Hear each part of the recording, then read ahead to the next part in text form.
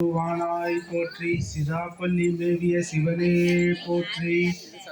கைலாய பரம்பரையில் சிவஞான போதனடி காட்டும் வெள்ளை பயில்வாமை மேகண்டா சன்னதிக்கோர் மெய்ஞான பானுவாய் குயிலாரும் போதில் குருநமச்சிவாய தேவன் சீலாதி மரபுடையோன் மரபு நீரோனி தலைகமாதோ வான்முகில் வளாது பெய்க மலைவளம் சுரக்க மன்னன் பொன்முறை அரசு செய்க குறைவிலா துயிர்கள் வாழ்க நான்மறை அறங்கள் ஓங்க நற்றவும் வேள்வி மல்க மேன்மை கொள் செய்வ நீதி விளங்குக உலகமெல்லாம். எல்லாம் வல்ல இறைவன் திருவருளால் நமது ராஜாவின் கோயில் இந்து நாளார் உறவின் முறைக்கு பாத்தியப்பட்ட அருள்மிகு ஸ்ரீ செல்வ விநாயகர் திருக்கோயில், அருள்மிகு ஸ்ரீ பத்ரகாளி அம்மன் திருக்கோயில் இணைந்து அருமையான ஒரு சொற்பொழிவை ஆனி மாதம் திருவிழாவை முன்னிட்டு நடத்த ஏற்பாடு செய்திருக்கக்கூடிய அறங்காவலர் குழு உறுப்பினர்கள், தலைவர், துணைத் தலைவர், பொருளாளர், துணை பொருளாளர், செயலாளர், துணை செயலாளர் அவர்களுக்கு என்னுடைய பணிவான வணக்கத்தை பணிவோடு தெரிவித்துக் கொள்கிறேன். நம்ம என்ன தலைப்புல பேச போறோம் அப்படிங்கிறது ஒவ்வொருத்தரும் அழைப்புதல்ல பார்த்துட்டு வந்திருப்பீங்க. பெரிய புராணத்தில் அற்புதங்கள் அப்படிங்கிற தலைப்புல நம்ம இன்னைக்கு சிந்திக்க போறோம். பெரிய புராணம்னா என்னது, முதல்ல அதை நம்ம பார்க்கணும். சிவபுராணம்னா சிவனை பற்றியது அப்படின்னு நம்ம சொல்லுவோம். விஷ்ணு புராணம் விஷ்ணுவை பற்றியது சொல்லிடுவோம், ஏன்னா தலைப்பிலே விஷ்ணு சிவன் இருக்கு. கந்த புராணம் கந்தனை பற்றியது அப்படின்னு சொல்லுவோம். பெரிய புராணம் எதை பற்றியது அப்படின்னா, இது சிறப்பு பெயர். இந்த நூலுக்கு ஆசிரியர் வைத்த பெயர் திருத்தொண்டர் புராணம். ஆசிரியர் யாருன்னா சேக்கிழார். திருத்தொண்டர் புராணம், திருத்தொண்டர் கூட்டல் புராணம், தொண்டர்களுடைய வரலாறு. யார் தொண்டர்? தொண்டு செய்வதால் தொண்டர். எதுக்கு? கோயிலுக்கு, அடியார்களுக்கு, ஆலயங்களுக்கு தொண்டு செய்பவர்கள் தொண்டர்கள். அது எந்த ஒரு இடையூறு வந்தாலும், இப்ப நாமெல்லாம் கூட ஆலயங்களுக்கு தொண்டு செய்வதான் செய்வோம். எல்லாரும் அவரவர்களுக்கு முடிந்த அளவு நம்ம தொண்டு செய்வோம். ஆனா நம்மளெல்லாம் தொண்டர்கள்னு சொல்லலாமே. 63னா இன்னும் எண்ணிக்கை லட்சக்கணக்கா போயிட்டே இருக்கும் சேர்த்தா. ஆனா தொண்டு செய்வது என்றால் சாதாரணமாக தொண்டு செய்வதில்லை. எந்த ஒரு இடையூறு வந்தாலும், நமக்கு எப்பேற்பட்ட சூழ்நிலை வந்தாலும் அந்த சூழ்நிலையிலும் நாம் தொண்டு செய்ய வேண்டும். அவர்கள் தான் தொண்டர்கள். அதுல 63 நாயன்மார்கள், 9 தொகையடியார்கள். தொகையடியார்கள்னா யாரு? அடியார் திருக்கூட்டம், அது 9 பேர். 72 அடியார்களின் வரலாற்றை கூறுவதுதான் திருத்தொண்டர் புராணம். சரி, அடியார்களுடைய வரலாற்றை கூறுவது திருத்தொண்டர் புராணம்னு பார்த்தோம். இதை எப்படி நம்ம பெரிய புராணம்னு சொல்றோம் அப்படின்னா, அதுக்கு நம்ம ஔவையார் சொன்ன அந்த ஒரு பாடலை நம்ம பார்க்கலாம். ஔவையார்னாலே நம்மளுக்கு தெரியாதவங்க இருக்க முடியாது. தமிழ் இலக்கிய வரலாற்றுல ஔவையார் 8 ஔவையார்கள் இருக்கிறாங்க அப்படின்னு ஔவை நடராஜன் அப்படிங்கிறவங்க சொல்லியிருக்கிறாங்க வரலாற்று ஆய்வுகள் மூலமா. அதுல முருகப்பெருமான் மீது பற்று கொண்ட ஔவையாரை நம்ம கேள்விப்பட்டிருக்கோம். முருகப்பெருமான் மீது பற்று கொண்ட ஔவையார். ஔவையார் ஒரு பக்கமா வீதியோரமா போகும்போது சற்று களைப்பாறுவதற்காக ஒரு மண்டபத்துல அமர்ந்திருக்கிறாங்க. அப்படி அமர்ந்திருக்கும் போது அந்த மண்டபம் நாவல் மரங்கள் சூழ்ந்து காணப்பட்டது. இந்தியாவுக்கு நாவலன் தீவுன்னு ஒரு பேர். எதுக்குன்னா நாவல் மரங்கள் சூழ்ந்து இருந்தது ஒரு காலத்தில். அப்படி நாவல் மரங்கள் சூழ்ந்து இருக்கும் போது அந்த மரத்தின் மீது ஒரு சிறுவன் அமர்ந்து கொண்டிருந்தான். அந்த சிறுவன் ஔவையாரை பார்த்த உடனே, பாட்டி உங்களுக்கு பசிக்கிறது போல் தெரிகிறதே, நாவற்பழம் வேண்டுமான்னு கேட்டான். உடனே அந்த பாட்டி நம்மளை இவன் பாட்டி என்று அழைத்தவுடன் ஔவையாருக்கு யாருமே கிடையாது, சுற்றத்தார் யாரும் இல்லை, உறவினர்கள் யாரும் இல்லை. 7 ஔவையார்கள் இருந்தாலும் 7 ஔவையார்களுக்கும் இதே நிலைமைதான், யாருமே சுற்றத்தார் இல்லை. அப்படி இருக்கும்போது தன்னை ஒருவன் பாட்டின்னு அழைத்தவுடன் அவர்களுக்கு ஒரு மகிழ்ச்சி. அதனால் அந்த சிறுவனிடம் நாவற்பழம் தானே குடுன்னு கேட்டிருக்காங்க. அதுக்கு அந்த சிறுவன் சொன்னான், சுட்ட பழம் வேண்டுமா சுடாத பழம் வேண்டுமான்னு கேட்டிருப்பான். இப்ப ஔவையார் என்ன சொல்லியிருக்கணும்? பழத்துல என்னப்பா சுட்ட பழம் சுடாத பழம் எல்லாம் ஒரே பழம் தானே அப்படின்னு சொல்லி இருக்கணும். ஆனா ஔவையார் இவன் எப்படி சுட்ட பழம் கொடுப்பான் அப்படின்னு பரிசோதிச்சு பார்ப்போமேன்னு அந்த சிறுவனை சுட்ட பழம்னு கேட்டிருக்காங்க. உடனே மேல இருக்கிற சிறுவன் பார்த்தான், கிளைய உழுக்குனான், பழங்கள் கீழே விழுந்தது. கீழே இருக்கக்கூடிய பழங்களை எடுத்து அப்படி கையில எடுத்து பார்த்து அதுல தூசி படர்ந்து இருந்தது, மண் இருந்தது. சேலை கட்டியிருப்பாங்க, அதை வச்சு தொடச்சிருக்கலாம். தொடச்சிருந்தா கேட்டிருக்க முடியாது. பூன்னு ஒரு ஊதுனாங்க. ஊதுன உடனே அந்த மேலே இருக்கக்கூடிய சிறுவன் கேட்டான், என்ன பாட்டி பழம் சுடுதான்னு. எவ்வளவு பெரிய அந்த அறிவு திறமையை கண்டு அந்த ஔவையார் உடனே வியப்பில் ஆழ்ந்தாங்க. சற்றே ஒரு வியப்பு, நம்மளை விட இந்த சிறுவன் பயங்கர அதி புத்திசாலியா இருக்கிறானே அப்படிங்கிற ஒரு எண்ணம். அந்த நேரத்துல ஸ்பான்டானியஸா ஒரு பாடல் பாடுறாங்க. அது என்ன பாடல்னா, கருங்காலி கட்டைக்கு நாணாத கோடாலி இரும் கதலி தண்டுக்கு நாடும் பெருங்காலி காரருமை மேய்க்கின்ற காலைக்கு நான் தோற்றேன் ஈரிரவும் துஞ்சாது என் கண். இன்னைக்கு 2 நாள் எனக்கு தூக்கம் இல்லை அப்படின்னு பாடுறாங்கன்னா அந்த சிறுவன் கேட்ட கேள்வி. கருங்காலி கட்டைக்கே கோடாரி வெட்டும் போது ஈஸியா வெட்டிடுமா, கதலி தண்டை வெட்டும் போது வலிக்கிட்டு போயிடும். அது மாதிரி ஔவையார் அந்த சிறுவனிடம் தோற்று வியந்தார்கள். அந்த சிறுவன் யாருன்னா அவன்தான் முருகப்பெருமான். முருகப்பெருமானை பார்த்ததும் ஔவையாருக்கு ரொம்ப மகிழ்ச்சி. அப்போ முருகப்பெருமான் ஔவையார்கிட்ட ஒரு கேள்வி கேட்பார். அரியது, சிறியது, கொடியது, அதுக்கெல்லாம் கேள்வி கேட்பார். அரியது கேட்பின் வரிவடி வேலோ அரிது அரிது மானிடராய் பிறத்தல் அரிது.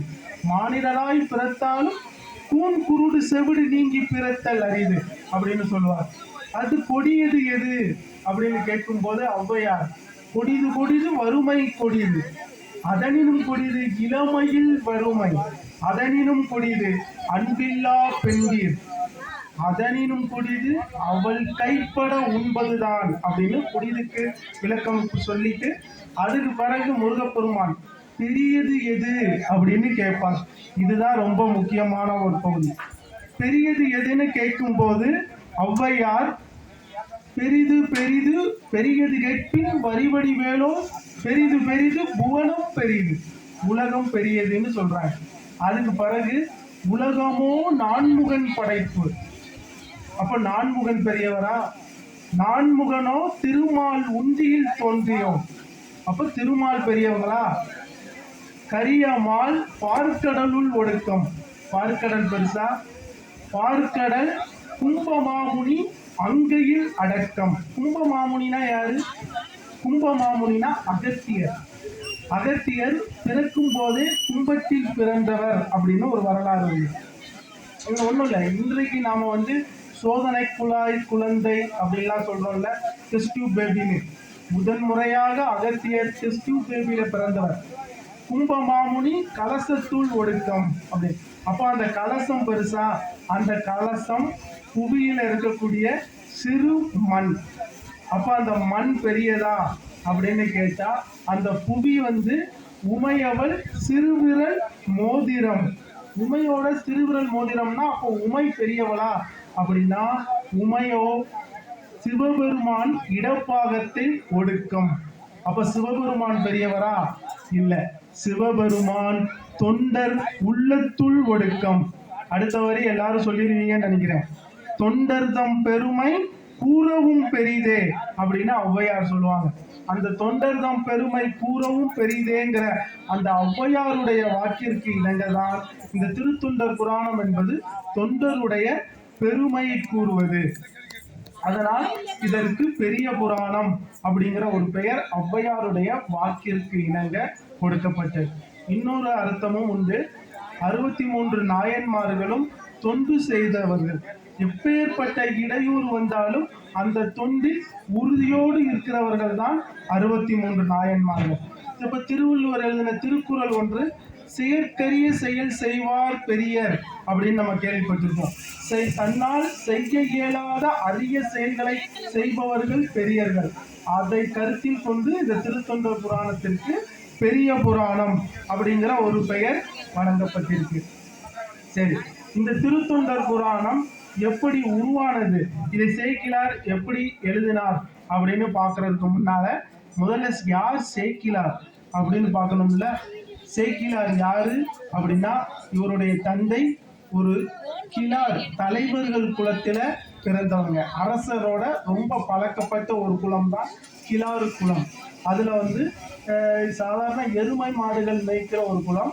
ஆனா அப்பேற்பட்ட சாதாரண குலமாக இருந்தாலும் அதுவும் அரசியலோடு பழக்கப்பட்ட குலம். அவர்களோட தந்தையார் முதல்ல அரசியலில் ஈடுபாடு கொண்டவர்கள்.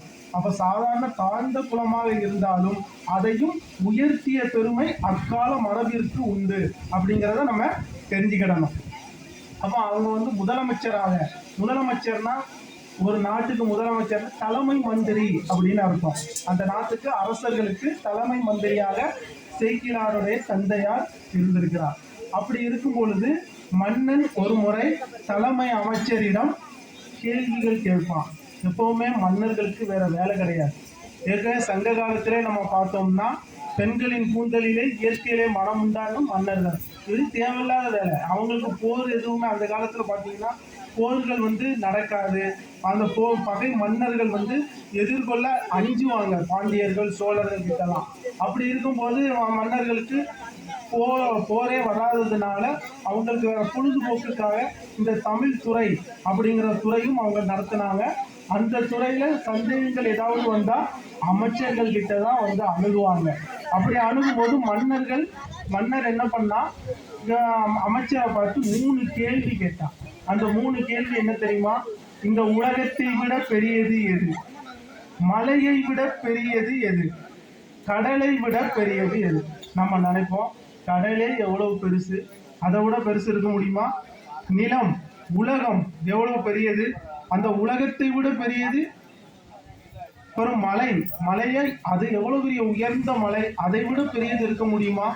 மன்னர் கேட்ட உடனே அந்த அமைச்சருக்கு சற்றே ஒரு தடுமாற்றம், என்ன சொல்றதுன்னு தெரியல.